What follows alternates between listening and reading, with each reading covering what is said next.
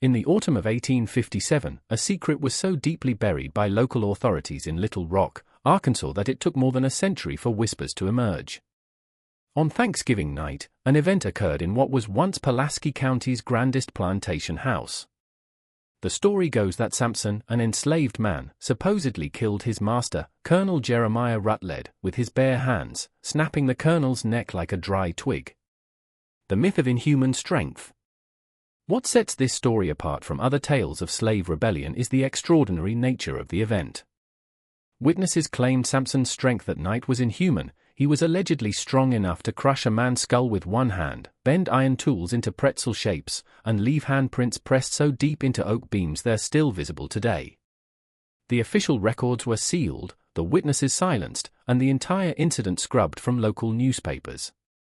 What truly transpired on Rutledge Plantation that Thanksgiving? And why did 3 separate county officials spend the remainder of their lives asserting that what they witnessed that night defied all natural explanation? The setting, Rutledge Plantation. The narrative begins 20 miles south of Little Rock in the heart of Arkansas Territory, where the Arkansas River meandered through some of the South's richest bottomland cotton country. By 1857, Rutledge Plantation had expanded to cover over 3,000 acres, worked by nearly 200 enslaved souls. They lived under the shadow of Colonel Jeremiah Rutledge's imposing Greek Revival mansion. Rutledge was a study in contrasts, a Massachusetts-born lawyer who migrated south in his 20s, chasing the promise of easy wealth in cotton speculation. Unlike many born into the system, Rutledge chose it. Perhaps due to this choice, he governed his property with a methodical cruelty that even startled his neighbors. He kept meticulous records of punishments, maintained detailed breeding charts for his human chattel, and was known in Pulaski County for his scientific approach to slave management. Samson's strange history. The enslaved population at Rutledge Plantation occupied 2 distinct quarters, the field hands in rough cabins by the river, and the house servants in slightly better quarters near the main house. It was a realm of whispered conversations, hidden knowledge, and survival strategies passed through generations. Older slaves recalled better days under Rutledge's predecessor, a gentler man who sold out when the colonel arrived with northern capital and southern ambitions. Within this community, Samson was unique. Not just for his size, at 6 feet 4 inches he towered over most men of his era, but for his peculiar history. Rutledge had purchased him 3 years prior from a bankrupt Louisiana plantation. The bill of sale contained unusual notations, strong constitution, unusual physical capabilities, possible medical anomaly. Buyer assumes all risks. The seller, a Frenchman named Boudreau, was strangely eager to be rid of Samson despite his clear value as a field hand. Samson never discussed his past, but other slaves observed his anomalies. He could work 16-hour days in the cotton fields without showing fatigue. He could lift cotton bales that typically required 2 men. A close examination of his hands revealed calluses so thick and developed they looked almost like horn. Jupiter, the enslaved blacksmith, swore Samson could bend horseshoes with his bare hands, an ability Samson carefully hid from the overseer. The colonel's scientific inquiry. Samson's difference wasn't purely physical. There was an intelligence in his eyes, a carefully hidden literacy suggesting an education beyond what any slave was allowed. Some claim to see him late at night scratching symbols in the dirt outside his cabin, not English letters, but something akin to formulas. Colonel Rutledge took a specific interest in Samson, though not out of kindness. The colonel had heard rumors of the slave's unusual abilities and saw an opportunity for both profit and scientific inquiry. Rutledge considered himself a man of learning, subscribing to phrenology journals and agricultural periodicals discussing natural variations in human specimens. He started conducting what he termed strength assessments on Samson, timing his work, measuring his output, and documenting his capabilities in leather-bound journals locked in his study. These sessions took place in the plantation's old carriage house, shielded from prying eyes. Rutledge would compel Samson to lift increasingly heavy objects, anvils, tree trunks, sections of iron machinery, while taking notes and making calculations. The colonel was particularly fascinated by Samson's apparent ability to work without fatigue, often pushing him for hours past the point where normal men would collapse. The gathering storm. By the autumn of 1857, these assessments had acquired a darker edge. Rutledge had started inviting guests to witness his demonstrations, wealthy planters who came to see the slave who allegedly performed feats of impossible strength. Some demonstrations were lifting contests, others required Samson to bend iron bars or break thick wooden planks with his bare hands. Yet, as Thanksgiving approached, Samson's demeanor began to change. Other slaves noticed it first, a tension in his movements, a distant look in his eyes, as if he were calculating something. Jupiter later informed investigators that Samson had started asking strange questions about the plantation's layout, Colonel Ruttle's habits, and which house servants had access to different parts of the mansion. The Rutledge household was preparing for what the colonel intended to be his grandest Thanksgiving celebration yet. He'd invited over 40 guests from as far as Memphis and New Orleans, including several who specifically requested to see his remarkable specimen. Rutledge had planned a special after-dinner demonstration featuring Samson, one he promised would astound his guests and solidify his reputation as Arkansas's most forward-thinking plantation owner. Secrets revealed. What Rutledge was unaware of was that Samson had been listening. The house servants, moving invisibly while preparing for the celebration, had overheard conversations about the planned demonstration. More unsettlingly, they'd glimpsed some of Colonel Ruttle's private journals, left carelessly open in his study. The entries they'd seen spoke of terminal experiments, ultimate strength limitations, and acceptable losses in the name of scientific advancement. As Thanksgiving Day 1857 dawned crisp and clear over the Arkansas bottomlands, both Colonel Rutledge and Samson were making their final preparations. Neither man knew that before the night concluded, one would be dead, and the other would vanish into the Arkansas wilderness, leaving behind only questions to haunt Pulaski County for generations. The day of the feast, November 26, 1857, began like any other Thanksgiving at Rutledge Plantation, but an undercurrent of tension was palpable to those who knew where to look. By dawn, the mansion's kitchen was a frenzy of activity, with house slaves working under the oversight of Molly Kittenden, the head cook, preparing a feast for 50 guests in the grand dining room. Samson had been tasked with preparing the grounds, setting up extra seating on the wraparound veranda, and ensuring the oil lamps were properly filled for the evening's entertainment. Those who worked alongside him noted a difference, an economy of movement, as if he were conserving his strength for a specific purpose. His usual willingness to tackle the heaviest jobs was replaced by a careful, strategic calculation of effort. Colonel Rutledge spent the morning in his study, reviewing notes and preparing for what he'd privately named the grand demonstration. His journals from that day, discovered decades later during the mansion's demolition, revealed his excitement about presenting what he believed would be the ultimate proof of his theories on human physical limitations. The final entry, penned in his careful script, read, "Today I shall push the specimen beyond all previous thresholds. Science demands nothing less than complete understanding." Guests and preparations. The guests started arriving around noon, their carriages forming a steady flow along the plantation's oak-lined drive. Among them were some of the most prominent figures in Arkansas society: Judge Cornelius Dillingham from Little Rock, planter Samuel Vaughan from Helena, and Dr. Nathaniel Peaton, a Memphis physician known for his writings on racial physiognomy. The most notable guest was Professor Emanuel Voss, a German immigrant and self-proclaimed expert in physical anthropology, who had traveled from St. Louis specifically to witness Ruttledge's famous slave. While the guests enjoyed pre-dinner drinks on the veranda, Samson continued his preparations with the methodical precision of a man following a carefully rehearsed plan. Jupiter the blacksmith later testified that when he tried to speak with Samson around 3 o'clock, the larger man had looked at him with eyes that seemed to see right through him, as if his mind was elsewhere entirely. The dinner itself was uneventful. Guests feasted on roasted turkey, sugar-cured ham, cornbread stuffing, and seasonal vegetables, prepared by skilled hands moving invisibly between the kitchen and dining room. Conversation flowed freely, touching on cotton prices, territorial politics, and the growing tensions between North and South. The grand demonstration. As the evening approached its climax, Colonel Rutledge rose to address his guests, his face flushed with wine and anticipation. "Gentlemen," he announced, his voice carrying over the murmur, "tonight you will witness something that challenges everything we thought we knew about the limits of human capability. My specimen, Samson, will demonstrate feats that would have been considered impossible just a generation ago. The guests, their voices a mix of excitement and skepticism, followed Rutledge to the old carriage house.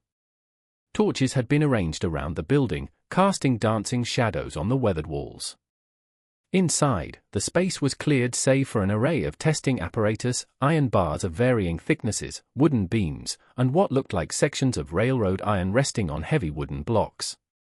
Samson was already inside, his massive figure silhouetted by the torchlight. But his posture, the way he held his shoulders, the angle of his head, suggested a readiness that went beyond mere physical preparation.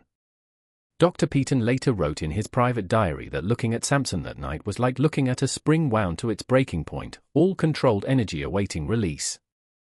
The refusal. Colonel Rutledge began with his standard demonstrations. Samson lifted weights that seemed impossible, bent iron bars that should have required machinery, and split thick oak beams with his bare hands while the guests watched, amazed. Professor Voss took copious notes, occasionally muttering in German and asking Rutledge to repeat tests. But as the evening wore on, Rutledge's demands became more extreme.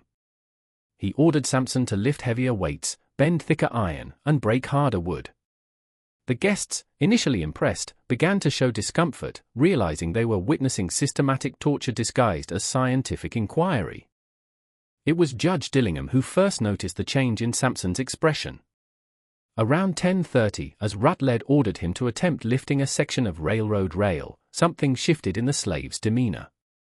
The careful compliance, the measured responses, all vanished, replaced by something that made the judge involuntarily step backward. "Colonel," Dillingham said quietly, "perhaps we've seen enough for one evening." But Rutledge, swept up in the excitement and the attention of his guests, waved the suggestion away. "Nonsense. We're just reaching the truly interesting thresholds. Samson, I want you to attempt something we've never tried before."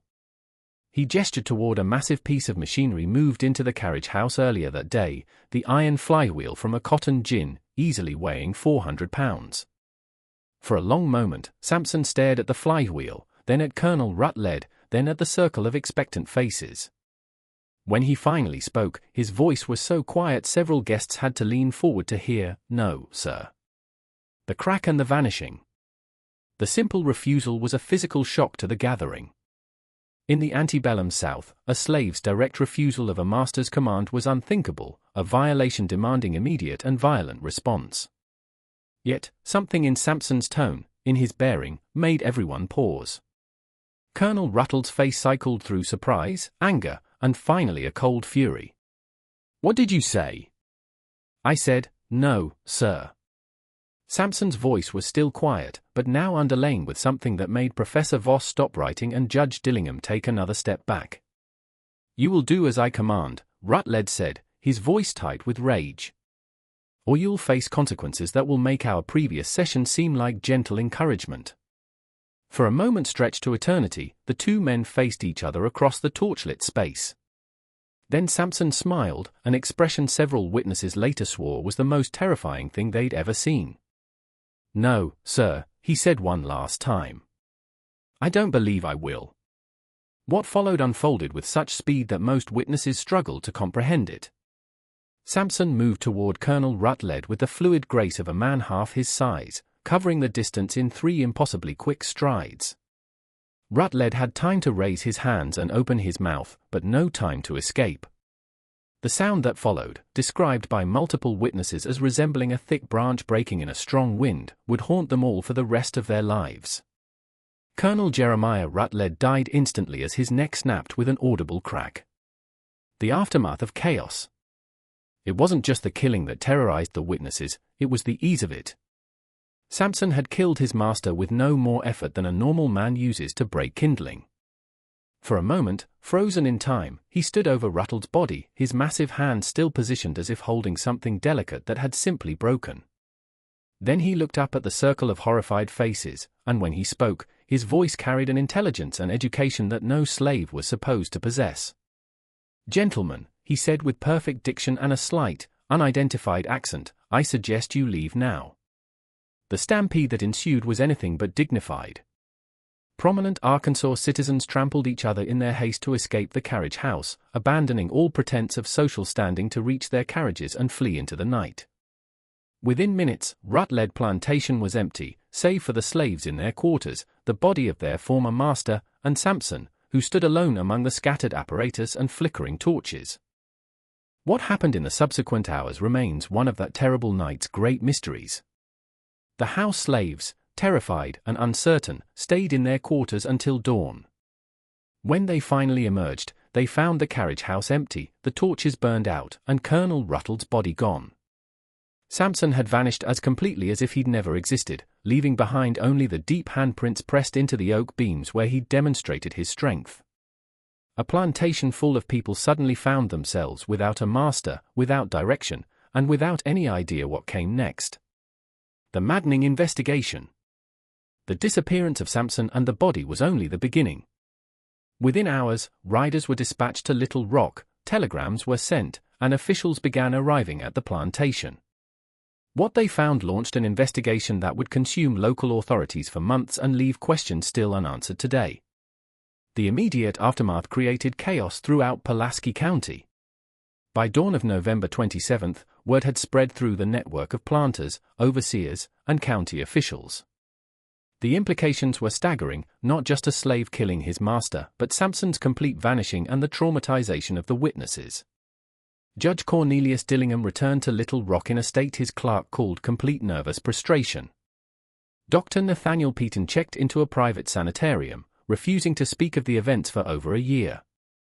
Professor Voss simply disappeared, abandoning his hotel room and leaving only a trunk of notes written in a mixture of German and mathematical notation. Sheriff Thomas Brage arrived at first light with armed deputies and volunteer militia. They expected a crime scene, violence, perhaps an ongoing slave revolt, and a clear trail for Samson. Instead, they found something more unsettling, a plantation where life seemed to have simply stopped. The house slaves' accounts, when questioned, were maddeningly consistent yet unhelpful. Yes, they heard raised voices around 10:30. No, they hadn't investigated, slaves learned not to interfere. Yes, they saw lights moving late at night, but couldn't determine who carried them or where they went. Most frustratingly, when pressed about Samson, they became vague and evasive, suggesting either deliberate concealment or genuine confusion about his true identity. The blacksmith's testimony. Jupiter, the blacksmith, proved the most forthcoming, though his testimony raised more questions. Under pressure, he admitted Samson possessed unusual strength, far beyond any normal man. But details grew strange. He could work all day without getting tired, Jupiter testified, nervously twisting his hands. But it wasn't natural tired, you understand? It was like he was powered by something different than the rest of us. He added that late at night, Samson would scratch unfamiliar numbers in the dirt and talk to himself, not in English, but in something that sounded like he was giving orders, not just talking, like he was used to being in charge of things. The physical evidence was equally baffling. The carriage house showed signs of the previous night, scattered weights, bent iron, broken beams, but no blood, despite the violence. There were no clear footprints leading away from the building, despite the soft earth. Most mysteriously, there was no body. Sheriff Brage organized search parties that combed the bottomlands for miles, dragging ponds, searching abandoned buildings, and following every waterway within a 20-mile radius. But Samson seemed to have vanished like morning mist, leaving no trace of his passage. Cover-up and secret papers. The investigation grew increasingly desperate. Governor Elias Conway, under pressure from prominent planters, authorized a $500 reward, an enormous sum, for information leading to Samson's capture, drawing bounty hunters from as far as New Orleans and Memphis. Wanted posters appeared with a generic description: large Negro male, approximately 6 feet 4 inches tall, unusually strong build. Answers to the name Samson: extremely dangerous, approach with caution. As weeks passed, a troubling pattern emerged. Bounty hunters reported strange encounters in the wilderness, glimpses of an impossibly tall figure moving through forests at night, campsites suggesting occupation by someone of enormous strength, and trees uprooted or bent in ways suggesting superhuman force. More disturbingly, reports filtered in from other parts of the state. A planter near Pine Bluff reported his slaves whispering about a strong man coming to set things right. Another near Helena reported his overseer quit after slaves spoke of the strong man's return. By Christmas of 1857, the Samson investigation was an embarrassment to Arkansas law enforcement. The case was attracting unwanted attention from northern newspapers, which ran sensationalized accounts of the Arkansas Superman who had killed his master and vanished. It was then that the first attempts at an official cover-up began. Governor Conway, worried about Arkansas's reputation and the potential to inflame North-South tensions, quietly ordered all official records of the investigation sealed. The reward was withdrawn, posters removed, and newspapers were discouraged from further stories. The most significant development came from an unexpected source, Colonel Ruttle's personal papers. When his estate was settled in early 1858, his executors found a collection of documents overlooked during the initial investigation, hidden in a false bottom of his desk. These documents suggested his interest in Samson went far beyond simple scientific curiosity. Meridian Research Associates. Among the papers was correspondence with northern universities, detailing discussions about human experimentation and physical enhancement studies. There were receipts for chemical compounds ordered from Boston and New York, substances with names suggesting medical or scientific applications. Most intriguingly, there was a bill of lading from a New Orleans shipping company, dated just 2 weeks before Samson's arrival, for specialized pharmaceutical equipment and associated materials. The final document was perhaps the most disturbing, a contract with a company called Meridian Research Associates based in Boston for ongoing physiological assessment and enhancement protocols. The contract was signed by both Colonel Rutledge and someone identified only as the Subject S in handwriting that several house slaves identified as belonging to Samson himself. These discoveries raised questions no one in Arkansas was prepared to answer. Had Samson been part of a medical experiment? Had Colonel Rutledge been working with northern interests to develop new forms of human enhancement? The official response was swift. The documents were classified as sensitive estate materials, sealed by court order, and transferred to federal custody. The executors were sworn to secrecy. The house slaves who identified Samson's handwriting were quietly sold to distant plantations, and all mention of Meridian Research Associates was scrubbed from official records. The strong man lives. But rumors persisted, spreading through the underground networks connecting slave communities. Stories of the strong man who had broken his chains and disappeared into legend. Tales of government experiments and northern conspiracies, whispers about other plantations where similar specimens might be undergoing similar treatments, and what might happen if they, too, decided they'd had enough.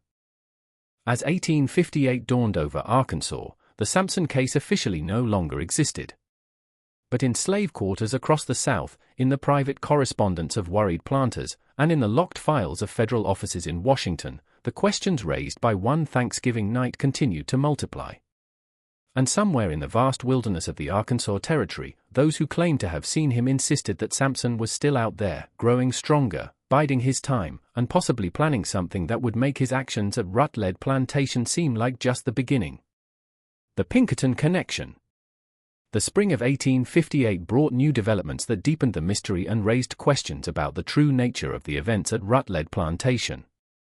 The first indication that the case was far from closed came from an unexpected source, the Pinkerton Detective Agency, quietly hired by unknown parties to conduct their own investigation. Alan Pinkerton himself arrived in Little Rock in March with 2 experienced operatives. Unlike local authorities, who focused on tracking Samson after the killing, the Pinkertons were interested in what had happened before his arrival at the plantation.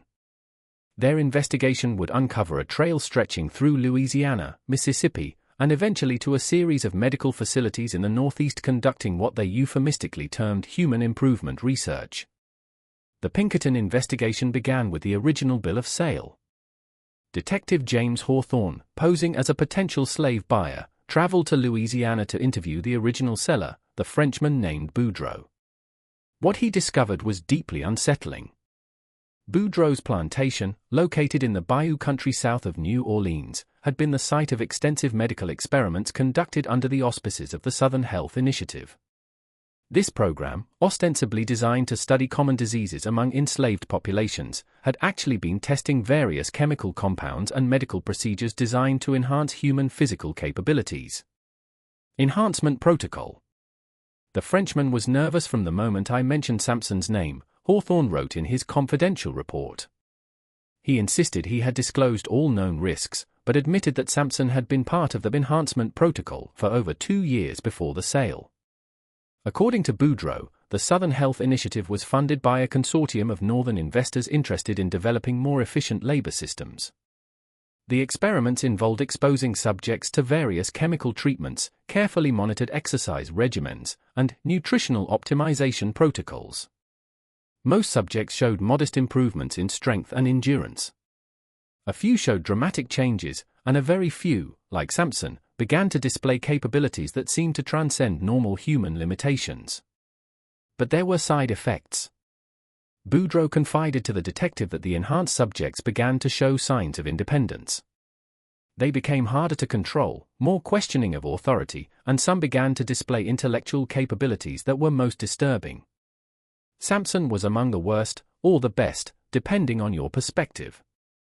He learned to read and write within months, began to understand complex mathematical concepts, and started asking questions about his treatments. The Louisiana experiments had been abruptly shut down in 1854 when several enhanced subjects escaped during a revolt that left 3 overseers dead. Most escapees were recaptured and quietly disposed of, but a few, including Samson, were sold to distant plantations with carefully worded disclaimers. Dr. Marcus Kleiman. This revelation led the Pinkertons to investigate the Northern connections to the Southern Health Initiative. They discovered a network of medical facilities, research institutions, and private laboratories conducting similar experiments throughout the 1840s and 1850s.